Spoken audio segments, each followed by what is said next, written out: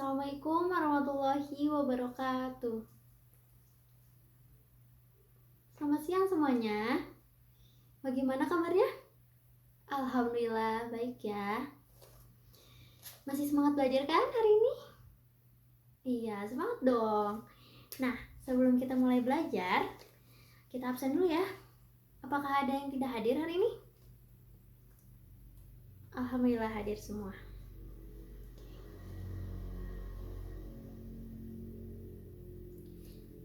Baik, sebelum kita mulai belajar, alangkah baiknya kita memulai pembelajaran dengan mengucapkan basmalah bersama-sama. Bismillahirrohmanirrohim. Coba sekarang kalian buka buku paketnya halaman 28. Hari ini kita akan belajar materi tentang klasifikasi makhluk hidup. Ibu mau kalian coba bayangin, di depan kalian tuh ada buku yang berserakan. Kemudian ibu perintahin kalian buat ambil satu buku yang judulnya biologi. Apakah langsung ketemu dengan cepat? Tentu tidak kan? Nah, lain halnya kalau misal kalian cari buku di perpustakaan. Kalau mau cari buku tentang biologi, kalian langsung pergi ke rak materi tentang biologi. Kenapa bisa cepat kalau cari di perpustakaan? Karena buku-bukunya telah dikelompokkan dan dipisahkan berdasarkan jenisnya.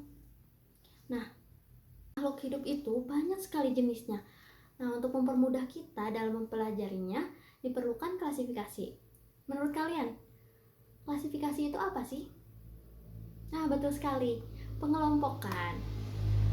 Lebih keras lagi ya suara kamu menjawab.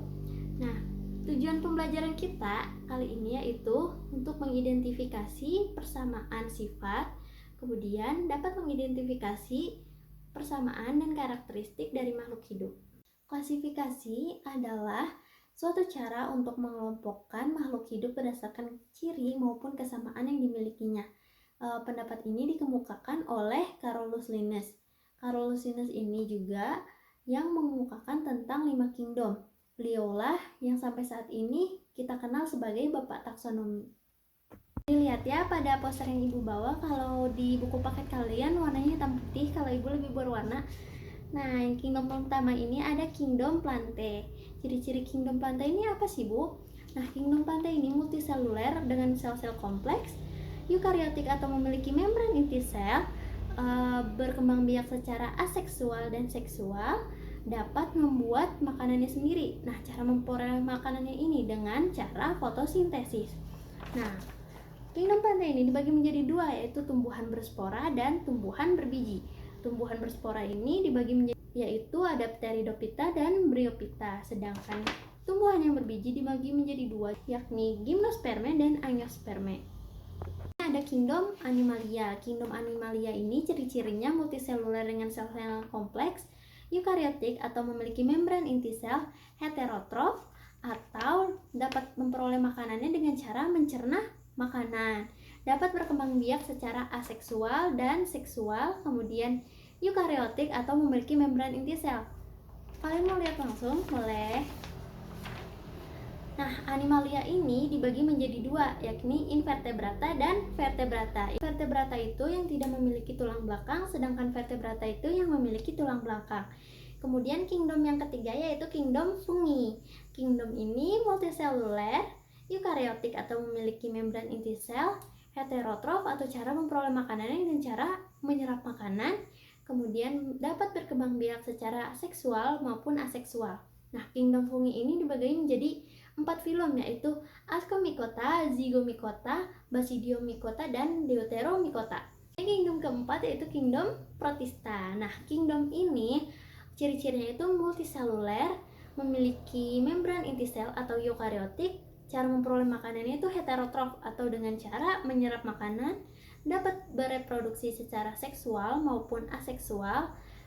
Nah, Protista ini dibagi menjadi 3 ya, yaitu protista mirip jamur, protista mirip tumbuhan, serta protista mirip hewan. Protista mirip hewan ini ada protozoa, contohnya ada amuba, paramecium, dan euglena. Sedangkan protista mirip tumbuhan yaitu ada chlorophyta atau alga hijau, dan rhodophyta yaitu alga merah. Terakhir yaitu ada kingdom monera. Bedanya kingdom monera sama protista ini cukup terlihat jelas ya. Kalau misal kingdom monera ini selnya tunggal, Sederhana, kalau kingdom Protista itu selnya tunggal kompleks. Cara memperoleh makanannya dengan cara menyerap makanan. Reproduksinya hanya secara aseksual atau dengan cara membelah diri. Kemudian memiliki membran inti sel atau prokaryotik. Nah, contoh dari kingdom Monera ini yaitu Archaebacteria, Eubacteria, dan Cyanobacteria, yaitu ada pada bakteri dan ganggang biru. Bisa dilihat tingkatan takson yang telah ditetapkan oleh Carlos Linnaeus. Di sini ada kingdom yaitu kerajaan seperti yang disebutkan tadi, ada 5. Kemudian ada filum ini untuk tumbuhan, divisi untuk hewan. Kemudian ada kelas, ordo atau bangsa, famili atau suku, genus atau marga, kemudian ada spesies atau jenis. Nah, semakin banyak anggotanya, maka akan semakin sedikit kesamaannya. Sedangkan semakin sedikit anggotanya, maka akan semakin banyak ciri atau kesamaan yang dimilikinya. Dari kelima kingdom yang telah Ibu sebutkan, kira-kira apa saja sih spesies yang ada pada kelima kingdom tersebut?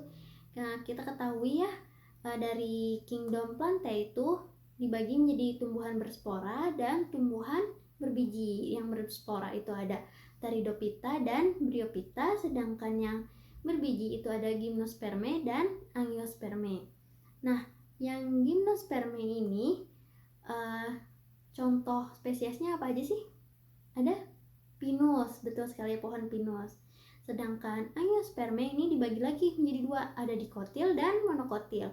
Yang monokotil ini berbiji 1 atau berkeping 1, sedangkan yang dikotil ini berkeping 2. Contoh yang monokotil apa?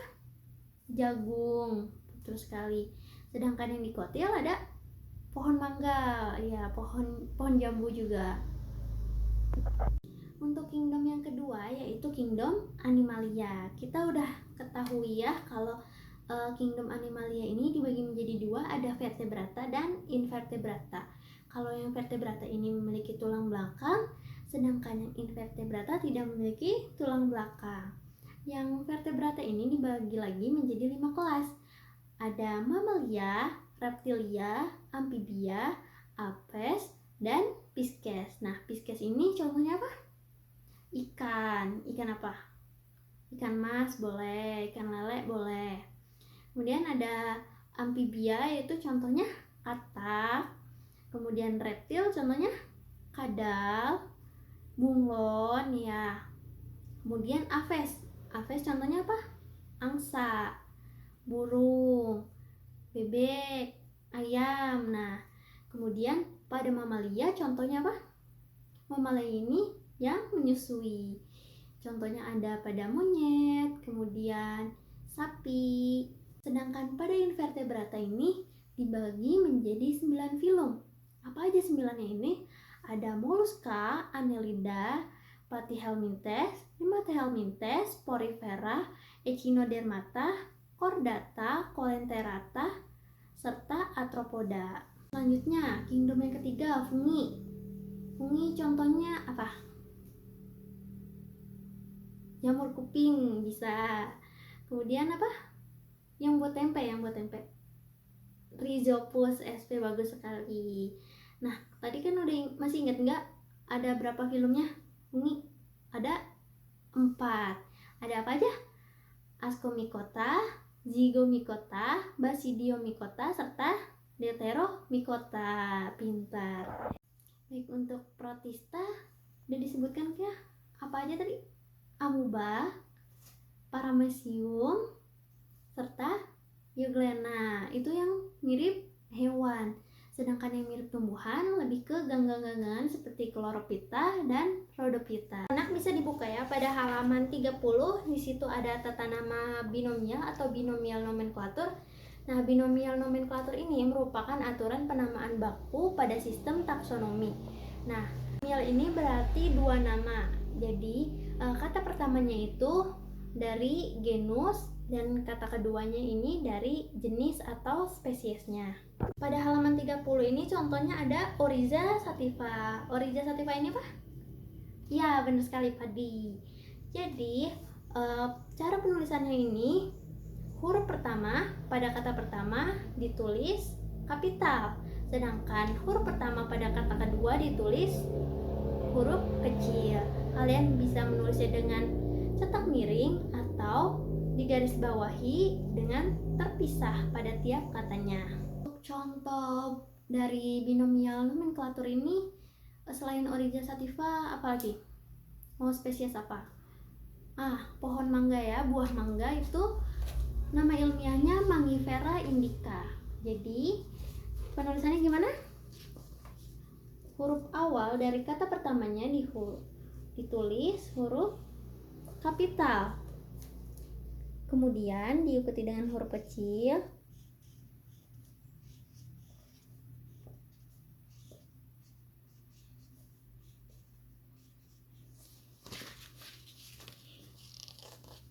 Kata keduanya, I besar atau I kecil?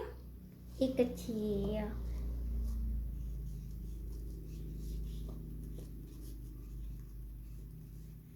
Apakah benar seperti ini saja? Salah. Gimana? Diberi garis bawah secara terputus pada tiap katanya ya. Jadi kalau misal kalian tidak bisa cetak miring, kalian tulisnya disertai garis bawah. Jadi depannya huruf kapital pada kata pertama, huruf kecil pada kata kedua. Baik, sudah paham ya di binomial nomenklatur ini? Kalian bisa baca-baca lagi di halaman 31 buat contoh-contoh binomial nomenklaturnya. Anak-anak, setelah kalian mendengarkan penjelasan dari ibu, kalian akan mengerjakan soal yang akan ibu berikan. Dikerjakan secara mandiri ya. Oke, langsung saja untuk pengerjaan soal ini dikerjakan ya. Jangan lupa diisi namanya. Kerjakan dulu soal yang menurut kalian paling mudah.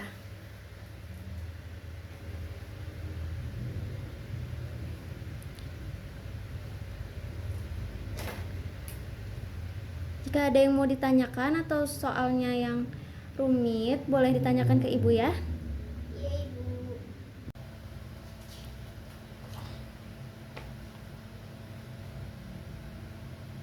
Nah, Arlin, ada yang sulit? Ini nggak tahu, Ibu. Tadi kita udah belajar ya tujuan dari klasifikasi makhluk hidupnya. Untuk Oh, ini. Iya nggak sih? ya, untuk mempermudah pengenalan makhluk hidup. Mana Arlin, apakah ada yang sulit? Ini maksudnya gimana, Ibu ya? Semakin dekat hubungan kekerabatan makhluk hidup, maka akan semakin banyak persamaan ya.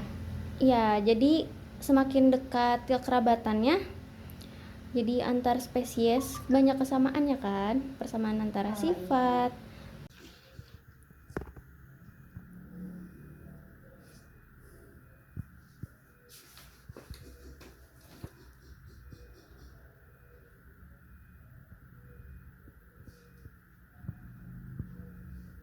Rifanda, apakah ada kesulitan? Nggak ada, Bu. Baik, dicermati ya soalnya. Ya, Bu. Kalau ada yang sulit boleh ditanyakan ke ibu. Baik, Bu.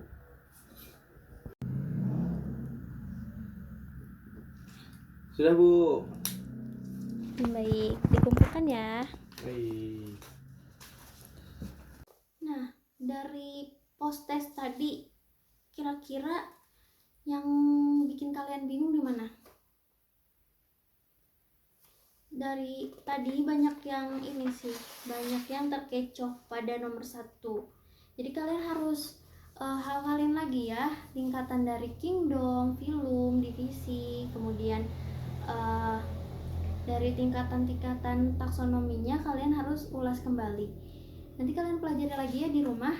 Pertemuan berikutnya kalau ada yang belum mengerti bisa tanya lagi ke ibu, nanti kita ulas sama-sama. Baik, untuk pertemuan kali ini kita cukupkan saja ya. Mari kita ucapkan hamdalah bersama-sama. Alhamdulillahirobbilalamin. Baik, cukup sekian. Wassalamualaikum warahmatullahi wabarakatuh.